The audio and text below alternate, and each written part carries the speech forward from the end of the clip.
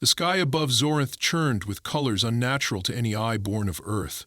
Violent streaks of violet, deep crimson, and burning gold tore through the heavens, twisting in the ever-present magnetic storm that dominated this corner of the galaxy. The ground beneath trembled with each gust, fine metallic dust dancing in frantic spirals before being snatched away by invisible hands. It was here, standing on the cracked and scarred plateau overlooking the roaring chaos, that alien Professor Dranox assembled the finest cadets of the Galactic Survival Academy. Clad in his ceremonial robes, woven with fibers resistant to minor radiation bursts, Dranox towered over most students, his dark blue skin gleaming under the thin, sickly sun.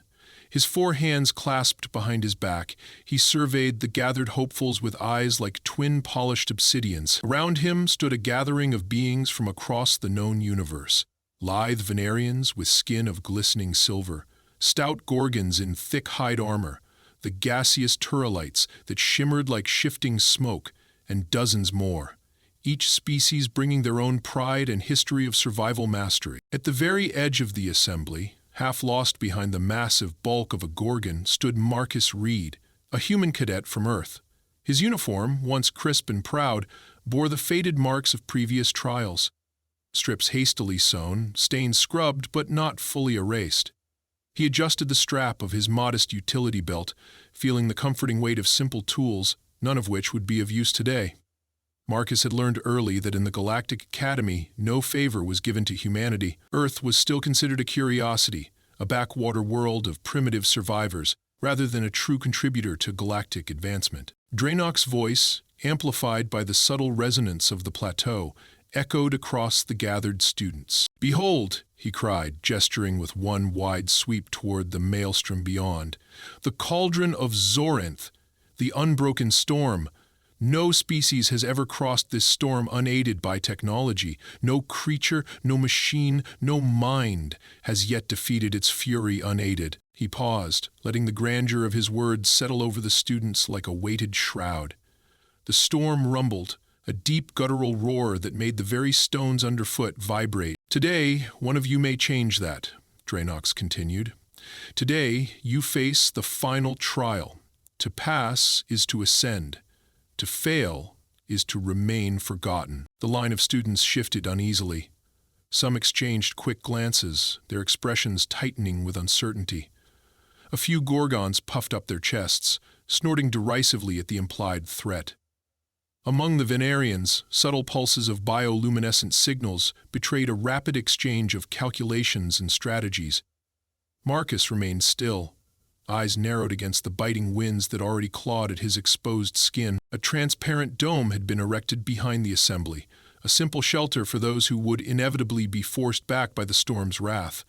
Medical bots hovered silently nearby, ready to intervene should the storm prove fatal. No one questioned the danger. Many students here had trained for years for this moment. Yet in the shadow of the cauldron, years seemed pitifully inadequate. The rules of the final trial were simple. No external tools. No powered armor. No shielding devices. No anti-grav packs. Only personal ingenuity, physical resilience, and raw instinct could be relied upon. Dranox made it clear. Any who failed to uphold these conditions would be disqualified, their records marked permanently with a brand of cowardice no species would forget. A Gorgon male, towering nearly 3 meters tall, stepped forward first. His name, known to most, was Brakak, a champion of strength competitions. A creature so physically formidable that some had whispered he might simply walk through the storm by sheer force of will. Brakak grunted, slamming his fists against his chest in a ritual of confidence. Without hesitation, he plunged into the swirling edge of the magnetic tempest. At first, he made good distance. His immense weight seemed to anchor him where others might have been swept away. But within moments, the storm revealed its true nature. Sheets of polarized energy lashed outward, twisting around Brock's frame. A massive gust caught him mid-stride, lifting his bulk into the air like a rag doll. Brock roared, his voice muffled by the screeching winds, and then he was flung back, slamming into the plateau's rocky barrier with a sickening crunch. Medical bots surged forward, and Dranox's expression remained unmoved. One by one, others attempted the crossing. A slender Venarian female, known for her acrobatic skills, darted forward with incredible speed, weaving through the first few waves of magnetic distortion. For a moment it seemed she might succeed where Brack had failed, but a sudden, unseen pulse struck her, and she crumpled, her silver skin dimming as she collapsed. Again, the bots rushed forward. Marcus watched carefully. He observed how each student approached the storm differently. Some charged with brute force. Others attempted to weave, dodge, or shield their bodies using natural biological adaptations. None lasted more than a few seconds within the first layer of the storm. His heart pounded, not from fear, but from the seething surge of thought. Every instinct screamed at him that what he was witnessing was not a battle of strength, speed, or endurance. It was a battle of physics. A war against fundamental forces that no amount of physical superiority could withstand. Mass and strength only gave the storm more to grab onto. From the moment Dronnox had first described the final trial, Marcus had felt a gnawing certainty that most others missed. This was not a test of who could fight the storm. It was a test of who could stop being noticed by it. He kneeled, scooping a handful of metallic dust from the ground. The particles clung to his fingertips, vibrating faintly with residual magnetic charge. The storm was alive, almost sentient in its chaotic hunger, and it devoured anything bold enough to stand tall against it. Marcus's mind raced. Every Earth survival story he had devoured in his youth, crossing minefields, evading predators, enduring artillery barrages, came flooding back. The common thread was always the same. Make yourself small. Make yourself invisible to forces that sought to destroy you. He tightened the strap of his belt, making quick adjustments. His eyes flickered toward the other students, many nursing bruises, others hesitating at the starting line, their earlier bravado shattered. The Gorgon, Brack, had still not stirred from where the bots tended him. Marcus's gaze settled on the storm again. He watched the patterns, noted the rhythm in the bursts of magnetic energy. It was not random. There was a pulse, a chaotic heartbeat, but a heartbeat nonetheless. If he could move during the low surges, pause during the peaks, stay grounded, and minimize his surface area, a spark of determination lit within him. It would not be speed, it would not be strength. It would be patience, humility, and endurance, qualities no galactic survival manual praised, but qualities Earth had forged into the marrow of its children for millennia. He rose to his feet, dusting off his hands. He was ready. The storm howled once more, as if sensing a new challenger approaching. Marcus Reed took his first step toward the cauldron. The first gust struck Marcus full in the face as he stepped toward the storm's edge, an almost physical blow that made him stagger half a step backward. He recovered quickly, his boots grinding against the metal-infused soil. Around him, the murmurs of other students rose, some mocking, others curious. A few watched with somber faces, having learned through their own bruised bodies that courage alone would not grant success today. Marcus tuned them all out. His world now narrowed to the pulsing heart of the cauldron, the magnetic maelstrom that churned and shrieked just meters ahead. A Venarian male named Selk darted forward, his lean silver frame a blur against the dark rocks.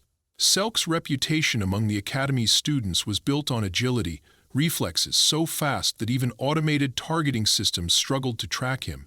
He moved with quick, darting steps, his eyes flickering with rapid calculations as he tried to anticipate the chaotic rhythm of the storm. For a moment, it seemed he might succeed where others had fallen. His body weaved between violent gusts, his movements synchronized almost perfectly with the rolling waves of magnetic force. Marcus watched intently, crouched slightly against the buffeting wind. He did not cheer, nor did he frown. He simply observed, memorizing the patterns that emerged in the madness. Selk had made it farther than anyone else so far, 20 meters into the cauldron's reach. But then, a rogue burst of energy arced out from the storm's swirling heart. It struck Selk squarely across his torso, lifting him into the air as if he weighed no more than a scrap of paper. Selk's silver form tumbled once, twice, before crashing violently into the ground. His body slid several meters before coming to a painful halt, limbs splayed at unnatural angles. Without hesitation, the nearest medical drone swooped in, scanning and stabilizing him. Marcus felt no joy in Selk's failure, only a sharpening of his own focus. Strength and speed, even the legendary reflexes of a Venerian, were not enough. The storm's randomness could not be outpaced. It had to be outsmarted. Another student stepped forward, a female Turalite, her mist-like form coalescing into something vaguely humanoid as she floated toward the storm. Her species thrived on adaptation. She could shift her density, reform her limbs, even make herself partially intangible to avoid physical harm. Many whispered that if anyone could pass through the cauldron, it would be her. The Turalite moved with ghostly grace, slipping through the first tendrils of the magnetic storm. For a few tense seconds, it appeared her semi-corporeal form allowed her to ignore the worst of the magnetic pull. She drifted, shimmering like a heat mirage, deeper into the field than anyone before her. Students leaned forward, breathless. Dranox himself tilted his massive head slightly, an unmistakable sign of intrigue. Then the storm shifted. A deep bass rumble vibrated through the ground, and a wave of concentrated magnetic force rolled outward like an invisible tsunami. The Turalite shrieked, a high, piercing sound that shattered the surrounding silence, and her mist form was shredded by the storm's fury. Shimmering fragments of her essence were flung back toward the starting point, where medical drones worked frantically to reconstitute her before permanent damage set in. Marcus clenched his jaw, feeling the weight of inevitability pressing on the group. Even beings capable of altering their physical state could not simply glide through the storm. It demanded a different kind of submission. Not evasion, not resistance, but something more primal. Professor Dranox called for a brief recess, allowing the medical team to stabilize the wounded and recalibrate the monitoring equipment. The students retreated toward the transparent shelter, murmuring among themselves. Strategies were discussed in urgent, hushed tones. Some proposed forming teams to link together for stability. Others spoke of timing runs during the storm's apparent lulls. A few already voiced thoughts of forfeiting the trial, unwilling to risk further humiliation, or worse, death. Marcus remained outside the shelter, crouched low against a boulder that shielded him from the worst of the erratic gusts. His mind worked through the sensory chaos, filtering noise from information. He studied the terrain between the starting line and the far side of the cauldron. Cracked stones, loose gravel, patches of brittle, iron-rich soil. Each presented its own hazard or advantage. He traced possible paths with his eyes, marking out the low points where the wind seemed marginally weaker. A heavy thud announced the approach of another student. Brack, the Gorgon who had been so violently thrown earlier, had recovered enough to stand. His right arm hung limp at his side, possibly dislocated, but his eyes burned with furious pride. Ignoring the concerned protests of his peers, he lumbered forward once more. Brack would not be denied a second attempt. Marcus straightened slightly, his instincts urging him to pay attention. Pride had felled better warriors than Brack, but stubbornness sometimes cracked problems that intellect could not. Brack wrapped heavy metal chains around his torso, securing them tightly across his back and chest, and then pounded his feet into the rocky ground as he prepared for his charge. With a guttural roar that echoed across the plateau, Brack hurled himself into the storm. The initial assault battered him mercilessly. His chains clattered and sparked against the rocks as magnetic forces yanked at every exposed surface. Brack pressed forward, muscles straining visibly, gaining perhaps 10 meters before the inevitable occurred. A surge of polarized energy, invisible but unstoppable, seized the chains wrapped around him like a hooked line snaring a fish. The storm lifted him bodily into the air again, but this time the heavy chains acted like whips, slamming him repeatedly into jagged outcroppings as he was tossed about. When the medical drones retrieved him, even his formidable Gorgon constitution could not hide the extent of his injuries. Professor Dranox watched impassively, making silent notes on his omnipod. Marcus inhaled deeply, the metallic scent of the storm thick in his nostrils. The lesson was clear: weight alone would not suffice, nor would speed, nor would incorporeality, nor brute stubbornness.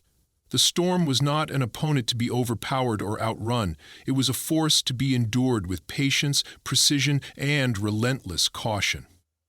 The recess ended with the somber tones of a vibrating gong. Students returned to the starting line, though far fewer now than before. Some limped, others bore visible burns where magnetic discharges had scorched them. The once confident assembly had been reduced to a wary, wounded remnant. Professor Dranox addressed them again, his voice cutting through the rising wind. "The storm does not yield to the bold," he said. "It consumes those who mistake courage for wisdom. You have seen the cost of arrogance." His gaze swept across the gathered students before settling briefly on Marcus. There was no malice in his expression, only cold curiosity. The professor would not intervene, nor would he mourn further casualties.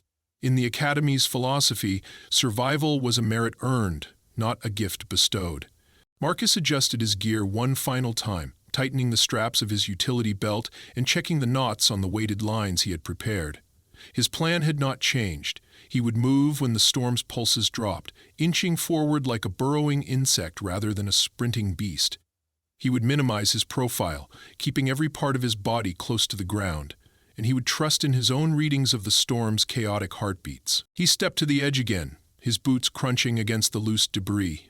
The other students fell silent, sensing the change in atmosphere. This was not bravado. This was not desperation. It was something rarer. Quiet resolve. The storm howled, a deafening, primal scream that shook the bones of the world itself. Marcus Reed crouched low, touched the earth with one calloused hand, and prepared to show the galaxy what it truly meant to endure. The moment Marcus lowered himself fully to the ground, the world above ceased to matter. The towering figures of his fellow students blurred into indistinct shapes at the corner of his vision. The screaming roar of the magnetic storm became the rhythmic pounding of his heart in his ears. The fractured ground, rough and cold beneath his palms, was his reality now. He pressed his chest against the dust-laden rock and pulled himself forward with slow, deliberate movements, knees scraping against the jagged earth as he advanced. The first few meters passed without incident, but Marcus knew better than to trust the brief lull. He had studied the rhythm, memorized the storm's deadly cadence. He stopped moving as the next pulse surged outward, flattening himself so tightly against the ground that he could feel the vibrations rippling through the rock into his bones. Around him, stray pebbles lifted and danced in the magnetic current before falling lifelessly back to the earth. He waited, lungs burning from the effort of holding his breath, until the wave passed. Then he inched forward again. Time lost all meaning. Each movement became a calculated risk, a test of patience against instinct. His muscles screamed in protest with every pull and push. His elbows were raw, his legs stiff from the unnatural posture, but he dared not rise even an inch. He needed to stay invisible to the storm, smaller than a blade of grass in a hurricane. Somewhere to his left, another student made a desperate dash. Marcus heard the sharp cry, the sudden, violent crack as the magnetic forces seized the unfortunate soul. The sound of a body tumbling across the rocks echoed briefly before fading into the omnipresent howl. Marcus did not turn his head. Sympathy could wait. Survival could not. He reached a slight depression in the terrain, a shallow trough where the ground dipped just enough to offer a few precious centimeters of shelter. Marcus slid into it, feeling the electric charge in the air lessen slightly. Here, crouched in the hollow, he allowed himself a brief moment to assess his progress. He estimated he had covered perhaps 15 meters. Not nearly enough. The cauldron's breadth stretched on ahead of him, a shifting battlefield where the enemy was not visible. Soldiers, but the very air itself, charged and furious. Marcus gritted his teeth and crawled on. As he advanced, he adjusted his strategy. When the storm surged, he pressed his body into the ground even harder, aligning himself parallel to the direction of the wind. By minimizing the surface area exposed to the storm's pull, he reduced the chances of being lifted or thrown. It was a brutal, grinding process. Progress was measured in inches rather than strides. At one point, a gust strong enough to shift boulders swept over him. The magnetic field tried to lift the metal components of his utility belt, and he felt himself beginning to slide. Reacting instinctively, Marcus drove his fingers into a crack in the stone, anchoring himself with raw, desperate strength. His fingernails tore against the sharp edges, but he held on until the gust passed. Blood welled up in small cuts across his knuckles, staining the dusty ground beneath him, but he barely noticed. Every choice mattered now. Every hesitation could mean death. He kept moving, keeping his rhythm tied, not to fear, not to hope, but to the pulse of the storm itself. He encountered obstacles, jagged outcroppings that forced him to detour, pockets of loose gravel that shifted treacherously under his weight. When necessary, he would pause, flatten himself completely, and wait until the storm's fury lessened before attempting to bypass them. More than once, sharp shards of stone sliced into his uniform and into the skin beneath, but Marcus accepted the pain as part of the passage. In the distance, the far side of the cauldron remained invisible, hidden behind a curtain of magnetic haze. He could not rely on sight alone. He judged his course by the landscape's features, the subtle dips and rises he had mapped earlier in his mind. His internal compass guided him as surely as any navigation system. Minutes or perhaps hours passed. Marcus no longer knew. His entire existence contracted into the singular task of forward movement. At one point, a particularly violent magnetic surge crackled through the air, sending arcs of visible electricity lashing out across the ground. Marcus froze, heart hammering. One of the arcs struck a boulder nearby, shattering it into a cloud of glittering fragments. He squeezed his eyes shut, protecting them from the flying debris, and prayed his body's low profile would keep him safe. The crackling energy fizzled out after what felt like an eternity, and he resumed his crawl. He passed markers of previous failures, a shredded length of gorgon chain embedded in a rock, a scrap of Vendarian fabric fluttering weakly in the wind. Grim reminders that survival was not guaranteed, that talent and pride had already fallen victim to the cauldron's wrath. His arms grew numb, his knees raw, every joint screamed in agony, and every breath felt like inhaling knives. But Marcus never considered retreat.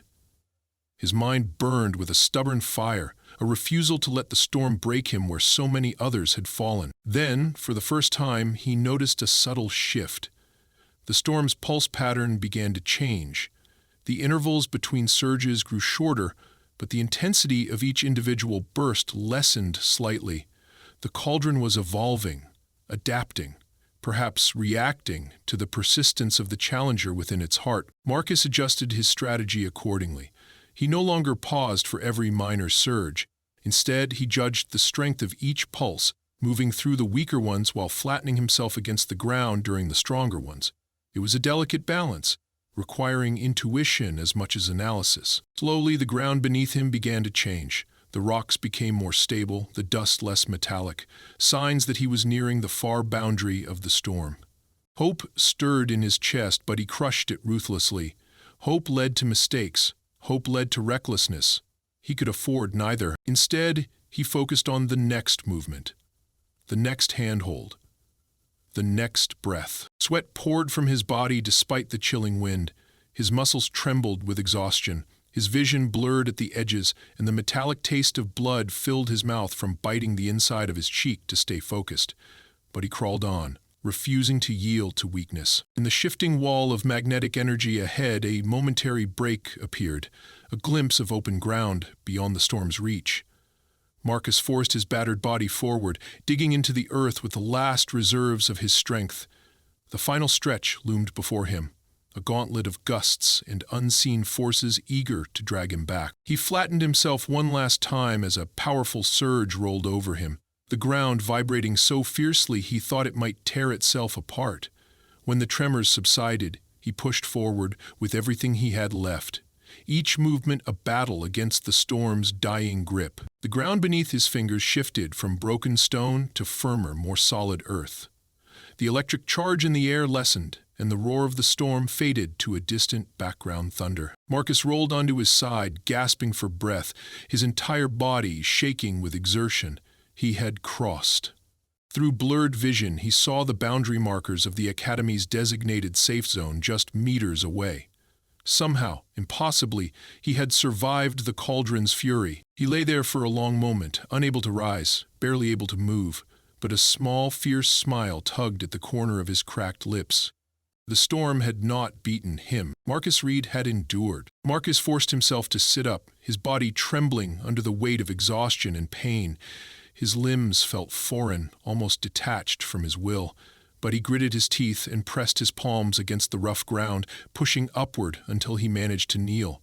The final meters between him and the Academy's official safe zone stretched ahead like a cruel joke, but he no longer feared them. The worst was behind him now. The cauldron's furious pull was already fading, its power unable to reach beyond the designated boundary. The world beyond the storm came into focus gradually. The air was clearer here, though still tinged with the distant smell of ozone and scorched minerals. A few Academy officials stood at the perimeter, their figures blurred by heat haze and dust. They wore the muted gray uniforms of evaluators, faces impassive, observing without offering assistance. No one would help him across the finish line. It was his trial alone to complete. Marcus placed one hand in front of the other, dragging himself forward in a slow crawl. Every muscle screamed in protest, his battered frame threatening to collapse under him at any moment. The storm had sapped nearly every reserve of strength he possessed, leaving him running on stubborn willpower alone. Inch by inch, he crossed the remaining distance. When he finally breached the invisible line separating the cauldron from the safe zone, a low vibration under his hands confirmed that the monitoring systems had registered his passage. A soft chime sounded from one of the officials' devices, a sterile acknowledgement of success. Marcus collapsed onto his side, panting heavily, sweat and blood mingling on his torn uniform. The officials did not rush forward.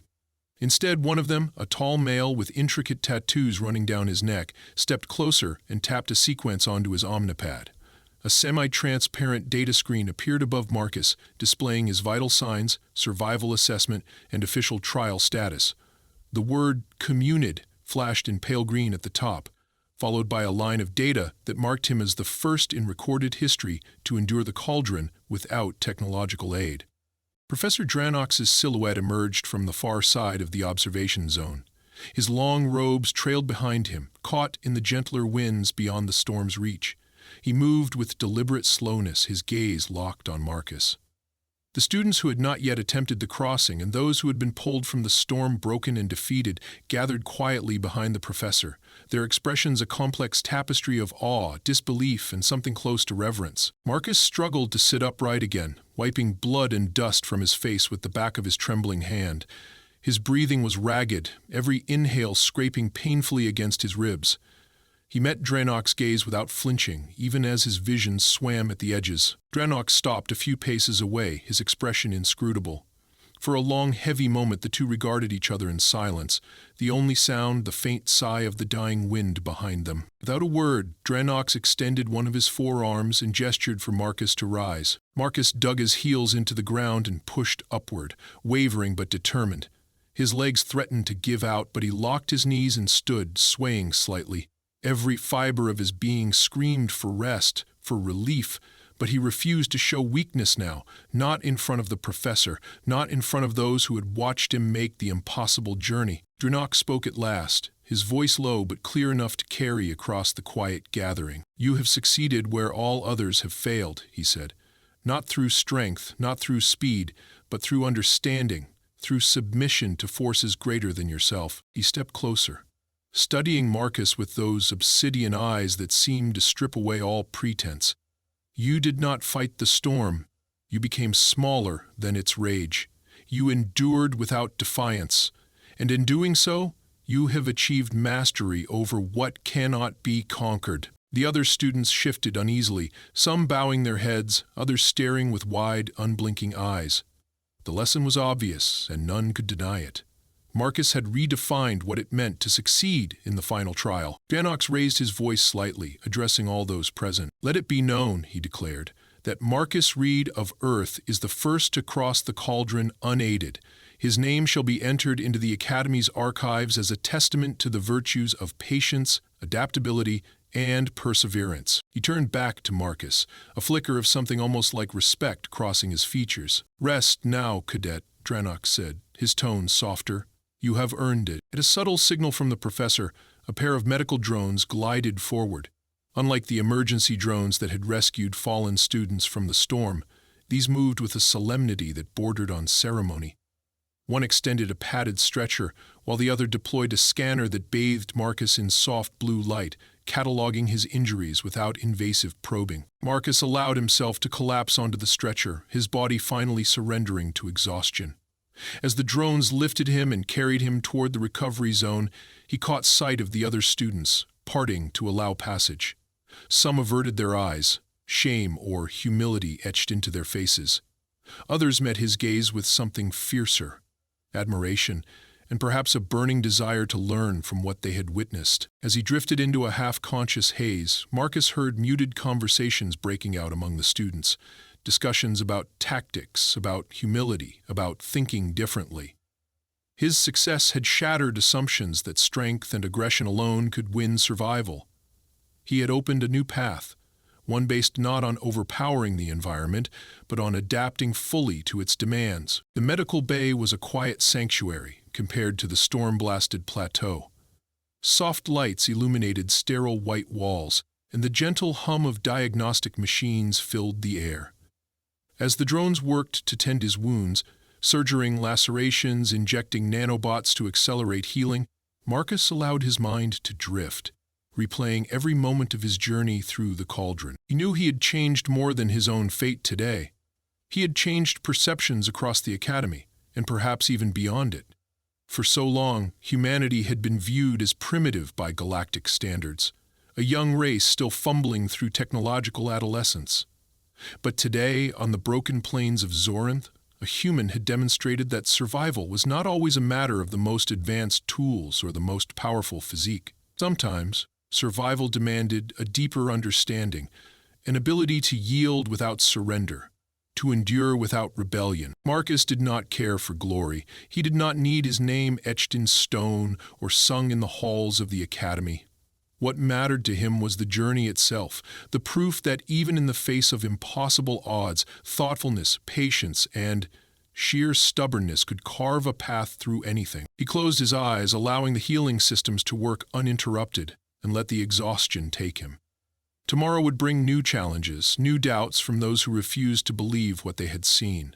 But for tonight, Marcus Reed had won the only victory that mattered. He had survived where no one else had. And the storm, for all its fury, had been forced to accept him. Marcus awoke to the muted light of the Academy's infirmary, a soft glow filtering through the curved ceiling panels. The smell of sterilized air and medicinal compounds clung faintly to the space, blending into a background that was both unfamiliar and comforting. His body felt lighter now, the worst of the pain dulled by the steady work of nanobots and biological repairs. But a deep, gnawing fatigue remained, as if every cell had been stretched thin and left fragile. He turned his head carefully, his neck muscles protesting even the slight movement. A digital display floated near the side of his recovery pod, showing stabilized vitals, and a note in bold green letters: "Clearance for discharge. Pending instructor evaluation." Marcus closed his eyes for a moment longer, gathering his strength before sitting up. The fabric of the uniform draped over his body was new, clean, and simple. No insignia, no markings of achievement or rank. Just a plain, utilitarian robe for the newly recovered. He swung his legs over the side of the pod and placed his feet firmly on the ground, the coolness of the floor anchoring him in the present. The door to the infirmary slid open with a soft hiss, and Professor Dranox entered, his imposing figure framed by the bright corridor beyond. He approached without hesitation, stopping a few feet away. For a long moment, neither spoke. Marcus rose slowly to his feet, wincing slightly as the motion tugged at healing wounds. He stood at attention, out of instinct more than ceremony, his posture weary but respectful. Dranox regarded him in silence before speaking, his voice low and deliberate. "Humanity often surprises the galaxy," he said, "but rarely does it teach." Marcus did not respond immediately. He waited, sensing that the professor had more to say, and he was not disappointed. "You have rewritten the Academy's expectations," Dranox continued. "There will be many who seek to diminish your achievement. Some will say the storm weakened. Others will claim your success was an anomaly, not a lesson." He moved closer, folding his forearms behind his back, a gesture Marcus had come to recognize as thoughtful consideration. "But records are immutable. Witnesses abound. What you have done cannot be unwritten." Marcus held Dranox's gaze steadily. He had no need to defend himself, no desire to argue with doubters. His achievement stood on its own. Dranox inclined his head slightly, a gesture Marcus understood as the closest thing to a bow from the professor's stern species. "You will not merely graduate, Dranox said. "You will be honored." With those simple words, the professor turned and gestured for Marcus to follow. Marcus walked behind him through the wide halls of the academy, his steps growing stronger with every pace. Word had spread faster than he imagined. As he moved through the corridors, students paused in their conversations, instructors turned from their monitors, and maintenance drones hovered respectfully to the side. Whispers followed him, but no laughter, no scorn. Only a deep, electrified curiosity. The main auditorium loomed ahead, vast and resonant. It was already filled beyond capacity. Students and faculty crammed into every available seat, the tiers rising steeply on all sides. In the center, beneath the great dome carved with the emblems of 100 civilizations, stood the ceremonial dais. Dranox ascended first, his presence silencing the murmurs almost immediately. Marcus followed, feeling the weight of thousands of eyes upon him. The High Chancellor of the Academy, a dignified woman of the Cathari species, stepped forward to address the assembly. Her voice, smooth and authoritative, filled the space effortlessly. Today, she said, we bear witness to a moment that will reshape our understanding of resilience and survival. She turned to Marcus, her silvered hair catching the auditorium lights. Cadet Marcus Reed of Earth has completed the final trial of Zorinth's cauldron without technological aid, the first in recorded history to do so. His method was not one of brute force or reckless bravado, but of endurance, adaptation, and wisdom. She paused, letting the words sink in. In recognition of this unprecedented achievement, we hereby bestow upon Marcus Reed the Academy's highest honor, the Medal of Endurance, and immediate induction into the Order of Galactic Pioneers. A collective breath seemed to pass through the crowd, a shift from mere curiosity to genuine awe. An assistant approached, carrying a small, dark case. The Chancellor opened it with a reverent motion, revealing a simple medallion, a circle of dark metal etched with a spiral pattern, representing perseverance through chaos. She lifted it and placed it around Marcus's neck. The metal was heavier than it looked, the weight of it symbolic as much as literal. Marcus bowed his head respectfully, accepting the honor not as a prize, but as a responsibility. The Chancellor gestured for him to speak. He had not prepared words. He had not expected ceremony. But as he stepped forward to the podium, clarity came to him with surprising ease. He looked out at the sea of faces, some familiar, many strangers, and he spoke from the only place that mattered: his experience. Strength is not about standing tall when the storm rages, Marcus said, his voice carrying despite its quietness. It is about knowing when to kneel, when to press close to the earth, when to endure instead of fight. He paused, scanning the crowd. Victory does not always belong to the fastest or the strongest. Sometimes it belongs to the one who can see clearly, who can wait longer, who can listen to forces greater than himself and survive not through defiance, but through understanding. He saw nods, saw faces harden with realization. Perhaps some among them would remember these words when their own trials came. Marcus stepped back, allowing the silence to settle. It was not a silence of dismissal or indifference. It was the silence of reflection. The ceremony ended, but the echoes of it would ripple outward for years. In the days that followed, Marcus's name spread beyond the academy walls, reaching colonies, stations, and command centers across the galactic expanse. Debates erupted in lecture halls. Simulation programs were rewritten to include his tactics. Commanders and scholars alike debated what his triumph meant for future survival doctrine. Marcus himself remained grounded. He resumed his training, his studies, his quiet observations. The medal he had earned hung not in a place of pride, but stored carefully among his few personal belongings. He had no need to display it. His journey had never been about accolades. In the quiet of the Academy's arboretum, where engineered earth trees grew under simulated sunlight, Marcus often walked alone, hands tucked into his pockets, mind restless with new thoughts. He wondered sometimes what challenges lay beyond the Academy, what storms he would face that could not be crossed by crawling or endurance alone. But whatever came, he knew this: he would meet it not with arrogance, not with reckless daring, but with the same quiet, unbreakable resolve that had carried him through the cauldron. And when the storms came again, as storms always did, Marcus Reed would be ready. He had crossed the impossible once. This would do it again.